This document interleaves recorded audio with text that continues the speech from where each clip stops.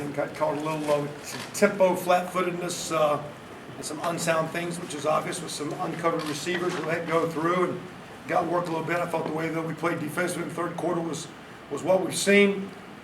Offensively, again, good performances by Jordan, Ricky Jones, getting those guys kind of going and out. Nate's kind of close, a lot to build on. It's got to be better. Really thought Southern Illinois, again, the team we had a lot of respect for, played well. Fortunate to win, but at the same time, I think I told the team afterwards I was kind of concerned, like, don't take victory for granted. And, for what you did and the circumstances you were in, and to make some plays at the end to get the victory is encouraging, something we're going to build on. So with that, we'll open up for questions. Coach, how's the health of your team? Not bad. I mean, we've kind of told you as far as like we got a couple minor deals where some guys maybe coulda or shoulda or hadn't practiced enough. Our doctors go through a thing. For example, we have a guy with concussion, and they want to get him back to clear. But then in our world, then you got to practice to make sure you're fundamentally sound and good enough. And you've missed 8, 10, 12, 14 practices, and like, okay, now you're full go, but there's rust to knock off of. So to me, there's just some guys we kind of felt that, again, there's nothing major. We've kind of alluded to that, and we'll kind of be there as we go forward. Specifically about Chase Dutra. Excuse me? What helped Chase out? He's had an injury, couldn't go. What was it? An injury. Will he be back next week? We'll see. I mean, again, he'll need practice. In my world, if you miss the bulk of two, even though he's a solid guy, but again, we kind of like some of those young guys. Now, that wasn't his guy, that tight end. Those tight ends were down the middle were not Chase Dutra's guys. Chase was down the field, so that was not his. I thought Keontae played well. Again, we'll be fine with John Crawford, the young guy. So again, Chase, we'll see. I mean, I don't think it's major, but it kind of happened here during the week, and again, we just kind of didn't have it here, so we'll see. How much of an impact do you think was the absence of Latham and Scales and some of those guys? Well, I think the only thing, because we didn't get stops, and I didn't like our offensive second possession. It was one of those games where we didn't get them on schedule the first half, at all. They were 7-9.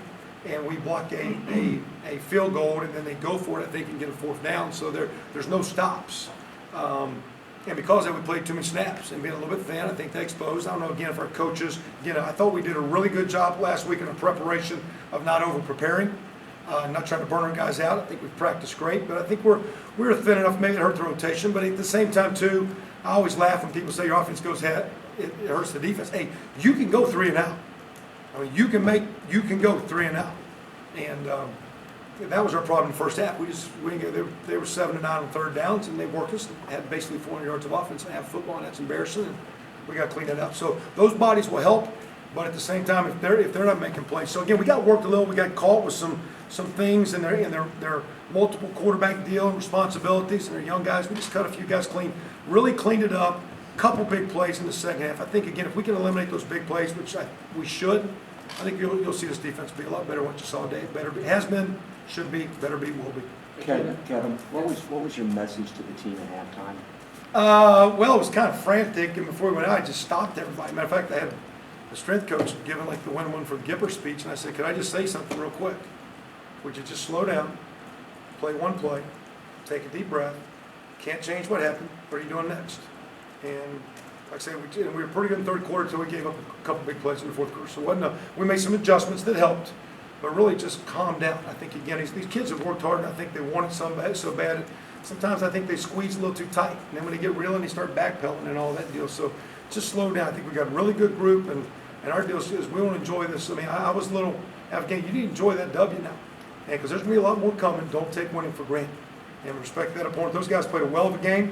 They'll have a tremendous year, and I believe our football team will too. Kevin, I'm not sure how else to ask this question. Where is this program, given you had to take a player off, you had to suspend 9 players, you struggled today? I mean, is this a program ready to make a move? Is this a program on the verge of issue?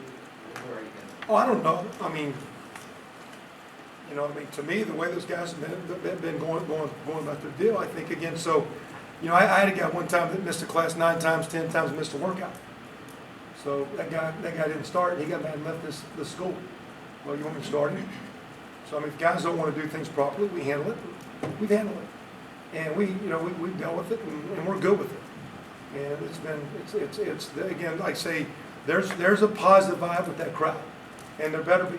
And I think there was a little frustration, like a little, or disappointment, or, hey, you expect to do, but no, don't take advantage of what just happened, and let's learn and keep growing. We got a tight-knit group in there, and they're gonna take care of each other, and they're gonna be, we'll see, and we're humans, we can mess up, and this day and age, so many things can happen, but there's a lot of great things in that group, and I got a lot of respect for the way they're handling their business, and I believe we're gonna have a great year. Do you expect all 9 guys to play next week? Yeah, we'll see. I mean, I don't know. I mean, we might have something between now and then. Somebody in college football is doing something stupid tonight, I guarantee it. Hope it's not here 4-7, 4-8. But that's the world we live in. So, I mean, 80% of college, 80% of Americans, 80% of college students, 80% of college athletes drink. That's what we talked to our guys about, lifestyle and how to give up some things if you want to be a great team to recover. So, we'll see. I promise you we're going to put 11 out there and they're going to play hard and they're not going to give up like those guys did today. If there was a problem, that team would have folded. Okay, so it's not a problem with this football team. This team's got to play better. Was that just a coaching decision to hold them out, or was there? Yeah. Okay. Did they all involve drinking drugs? Class and whatever, workout, I don't know. Coach, what went No wrong comment. with We're the good. punt they blocked for touchdown? Was that just a blocking issue? Yeah, and again, yes, it was. It wasn't the timing or the snap and the time. Matter of fact, I think from that for Eric to come back, and we overskied the one kick, but his one sky was a nice performance at the end. Those are things that happen when you get in these games, you get on the short side of the stick, and so, there was a perfect storm that could have blew up against us, and we kind of battened down the hatches and boarded up the windows and kind of weathered it out, and that was good to see. It's something we need to clean up. Think about how they played. Good. I tell you what I liked. He was pretty demanding on the sideline. Like he got like I want this and this. What we did in practice, they're lining up different. I don't want that. Give me this one. Give me this one. And it was good. And it was very calm. It was like, hey, just give me boom boom. I see. Here's what I see. Here's what I want. Let's do it. And he was right on. It seemed like he read the option a lot better in the second half, and once he got back going and opened up the passing game for you guys as well. Yeah, we talk about we say options just when he pulls it out. Yeah. Yeah. There's one at goal line. I thought that maybe we should have. Like I said, we got to clean some things up as coaches. Those third down calls, some of it's execution, but a lot of it's our choices, and we put them in some. I thought one time there were an internal blitz, and we could get outside on 3rd and 4 and 5, and it got close. I was going on 4th down. I took a wide run chance, and we lost 4 yards, and we punted. And that was a bonehead call. Hindsight 2020. So, but Nate, we're going to. We got to protect Nate. He's got to protect himself, but you got to make him defend the field, defend every player. That was good to see. It's good to get the tight ends, a couple catches. Good to get the backs in the pass game. We're going to keep playing a lot of guys, and defensively, we've got to get a lot of guys back in the mix and get a lot of guys playing for us. Kevin, how do you think Nate played his first game back from his injury? Good. He's been practicing well. I'd say, too, he'd probably say, and I think some of it, though, is I think those first game, a couple of those receivers kind of got a little jittery, just with spacing, timing. Really great to see Ricky Jones play the way he played. And Rick Jones, it was great to see that as an old guy. I think Simi, even though he's a second-year guy, and Nick Westbrook and some of those young guys we got out there, Mitchell Page with his first time playing a lot.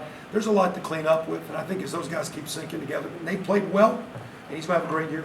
Was that the call to go wrong to Jones on that play that you guys scored? That was my call.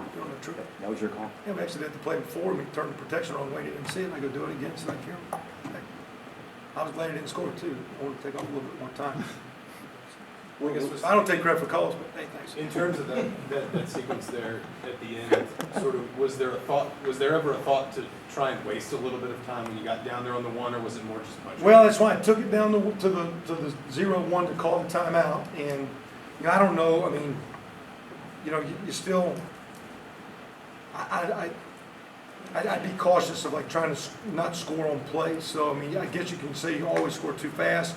There's a point in time. There's enough talent in the defense room. They need to stand up on their own. And so for me to say no, there's a point in time. Like I said, hey, if they score, they're going to go for 2 right now on the kick. When we kicked off, I said, guys, if they're scoring, they're going for 2. So you got it ready. And matter of fact, we ran that play. We ran the play they ran for 2 points 6-7 times in a row one day in practice, because that's the universal 2-point play of football. We ran it when I was in college. It's called 574 halfback. The same play, and changed. So. You mentioned the defense playing better in the third quarter after a rough first half. What did they do better? What did they do that really? Well, one, I think we got settled in because they came out with just some end-over unbalanced multiple groupings. So who's where? We just fit it wrong a couple times. First play, you know, it's a high motion, the guy steps at the motion, and we're one short on the back, and something to clean up that, again, credit to those guys. They had a nice game plan. They worked us good, and they executed good. Then our thought was, hey, we're too vanilla blitz. Well, when we blitzed with a couple of those, we cut some guys loose. And it was, and that was kind of my call. Hey, you guys are sitting flat-footed. Be aggressive and come at them more to get some second and third longs. Well, when we did that, they took advantage, and because we hadn't practiced it properly, I think at halftime they slowed down. They were able to talk to them. And I think as much as anything, we just taught kids about slowing down and just playing one play and play each play hard. And let's just go ahead and play one play first. And then offense, I told the offense, hey, you're going to be like in a 4-down mentality out the gate. Let's don't plan on punting. And let's just be very aggressive and go from there. Coach, Marcus Oliver went down, give me an update on that. He's had cramp. He came back and played. Oh, okay. I'm sorry. Yeah. No, he just had a cramp. Got a couple bags IVs. Half and came back.